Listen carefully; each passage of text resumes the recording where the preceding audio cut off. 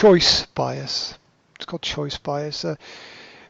Believing that because you did something, that thing is the right thing. Not being able to reevaluate your activity after you do it, that to realize that you made a mistake. Self-evaluation process. Mm-hmm. People, a lot of people don't admit they got things wrong when they obviously got things wrong. And look, here's a classic example. People buy pets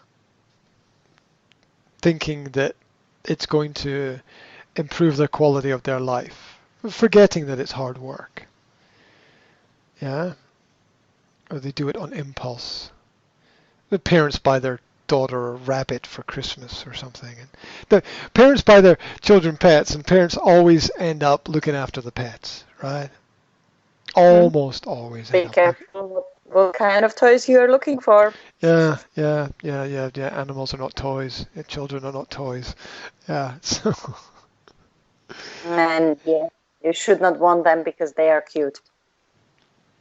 Yeah. Yes. Oh well, my Oh, impression of some of my friends. that's a great quote. I love that. I love that. That's great. You shouldn't want it just because it's cute. That's lovely. That's the most inspirational thing I've heard this week. That's good. I like that. Beauty is a weapon. I think that's how I usually describe that. But it says the same thing. Yeah. You shouldn't want it because it's cute. Beauty is a weapon. Yeah. It will influence you in the wrong way. You will shoot yourself if you're not careful, right? Yeah, and it's like women have this tendency to make themselves look beautiful when they go out and then complain about being objectified. Yeah. Yeah. It's like, what the hell is the message? Mm-hmm. If that isn't um, cognitive Mm-hmm. issue, their inability to self-analyze. Yeah. Well, people only care about me for my looks. Yes, but you every time you go out, you focus on looking good. Not that it's not. It's not that it's not good to look good. It's just that you're creating a certain effect. Every action has a reaction. You're creating a certain kind of. Creating your own problems. Yeah. Look, if you want, if you want like someone, if you want someone to like you for who you are, don't put on any makeup. Don't put on loose-fitting clothing. Yeah. Um, don't make don't make sure your hair is perfect. Um, and you'll find people who like you for who you are, who are not gonna be attracted to you. You're not gonna pick up the wrong kinds of magnets. There you go. That's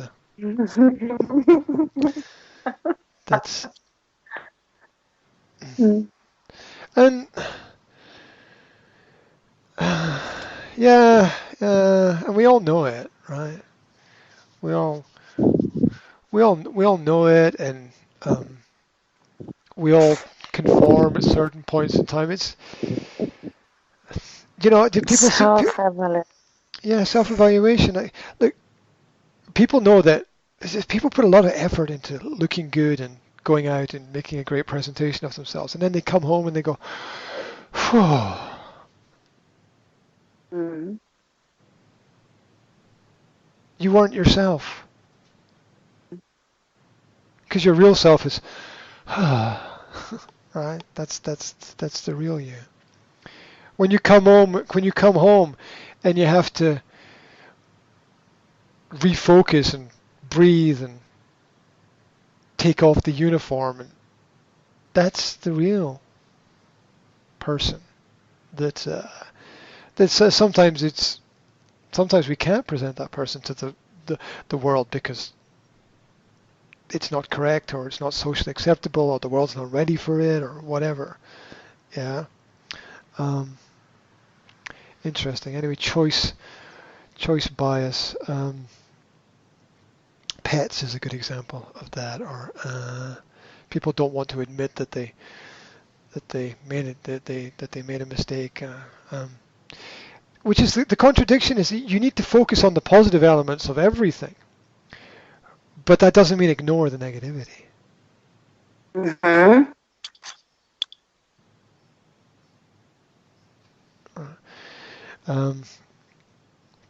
Because red flags, right? Don't ignore the red flags.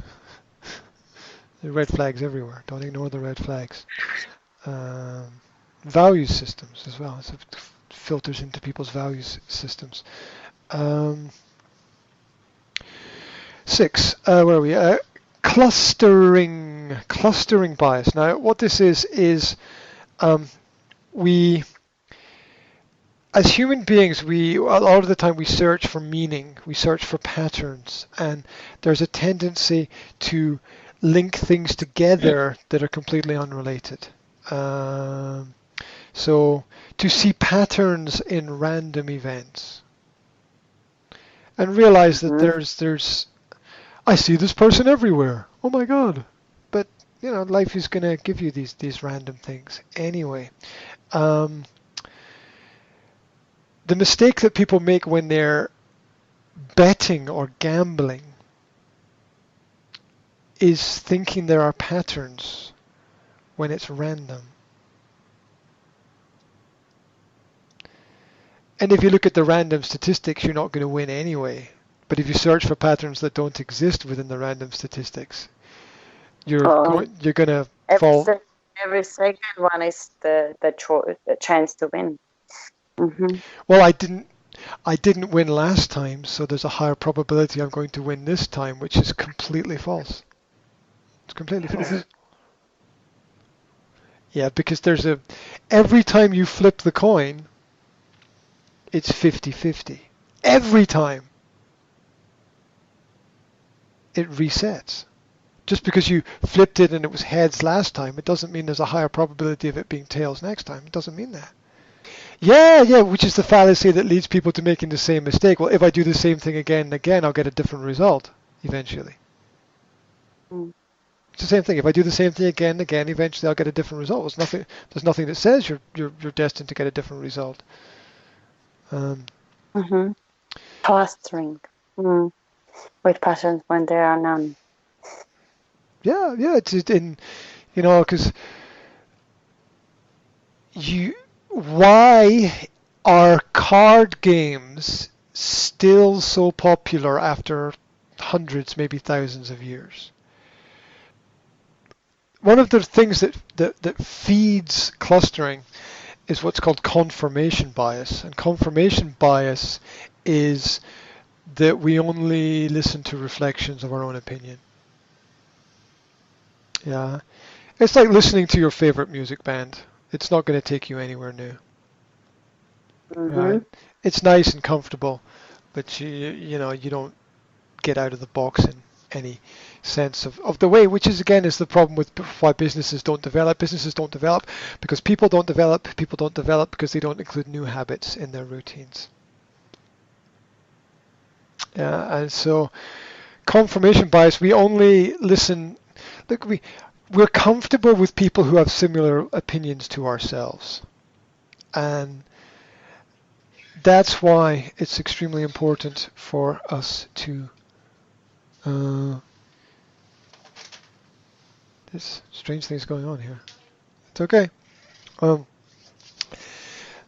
We're comfortable with people who have similar opinions to ourselves, and that's natural.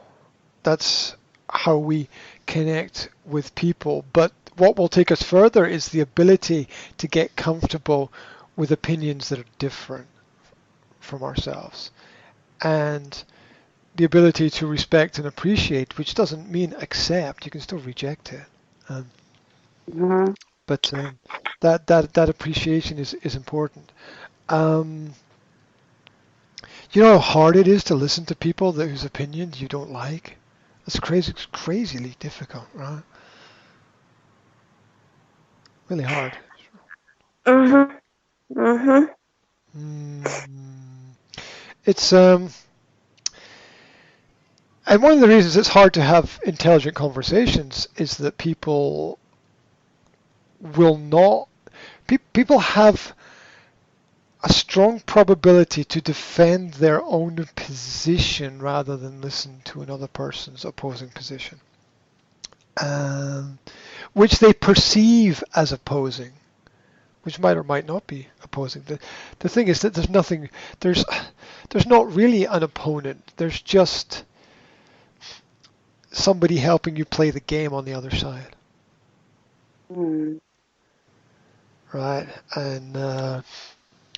And the thing is, in life, you can't play tennis by yourself, right?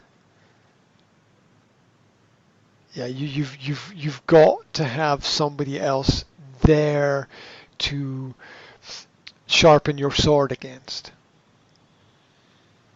Uh, and they've got to be different, man, woman. Okay, Mhm. can't be the same. It has to be different because that's the challenge. You see, it's so much easier to settle for the same Yes. because it's not a challenge. It's not a Mhm. challenge.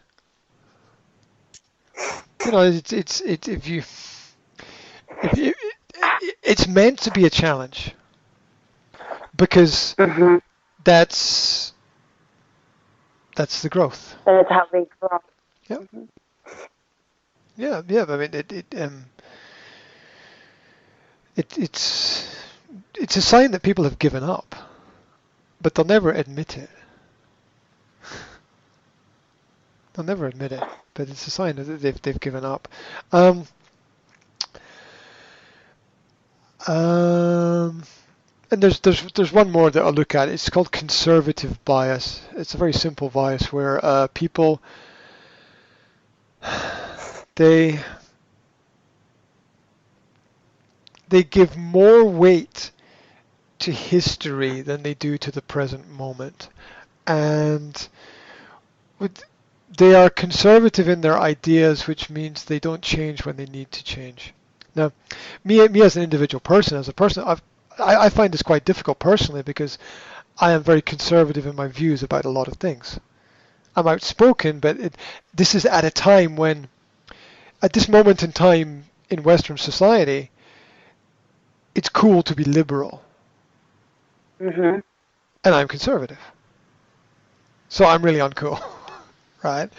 And there are times throughout history where it's been cool to be conservative and difficult to be liberal. Yeah, the pendulum swings both ways. Yeah, and usually too far. It usually swings too far to the right, and then it usually swings back Yeah. too far to the left because extremes are easy to recognize and follow in that context. Um, so it's hard. A lot of people in history used to believe the world was flat. Yeah, it's Mhm. the questions, right? It's Mhm. necessary to ask questions. Um, yeah, ask questions. Challenge everything. As I tell my kids, just challenge me on everything, because I'll be wrong about some things. Mhm. You'll catch me eventually. I'll be wrong about some things. So it's necessary that that these challenges exist. The it it's great to put out those challenges to people. It's also kind of ignorant to say to somebody, prove to me that the world is round, Mhm. depending on the context. Mhm. Because if the world is not round, then everybody has lied to everybody. And then it's like, whoa, okay. So, it's in saying that the contradiction is the understanding the things like the confirmation biases that exist in people's minds, and uh, the tendency to believe the majority of people are correct in things. That can lead us to great mistakes, and yet we still have to believe the world is a ball and we're spinning through space, and we have to just trust that everyone else has got it right. The same way that when you get in your car to drive your car, you trust that the people who built all the parts for your car built it correctly and it's going to work. And the mechanic Yeah. done the last maintenance. Yeah. Yeah. So, and then I think as a final note on all of this, I think that one thing that's not contained within the conversation we've had so far is understanding that as human beings we're limited, and the greatest limitation that we have is our energy. And if we put our energy in the wrong place at the wrong time in the wrong way, if we spend, there's people who spend way too much time searching for their belief rather than living, and it's not a productive use of time. People trying to prove that the Earth is flat, right? Rather than just realizing that most probably they're not going to have much success or great influence doing that, and they're just trying to satisfy their own insecurity by trying to prove everyone else wrong. And there's not much to be gained from proving everyone else wrong, I think, but there is something to be benefited from proving yourself right. And which is, if you want to study it for yourself so that you improve yourself, that's great. If you want to try to change everybody's opinion, it's maybe not the road that we're going down. If the best way to prove that the Earth is flat is to walk off the edge.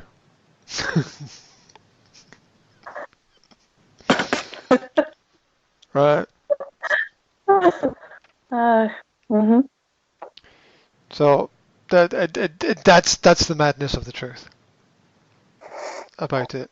Because then you discover the Earth is flat, but then you die probably. So nothing. So nothing changes, and your quest has been successful. You've proved it to yourself, and then everything continues along the same road.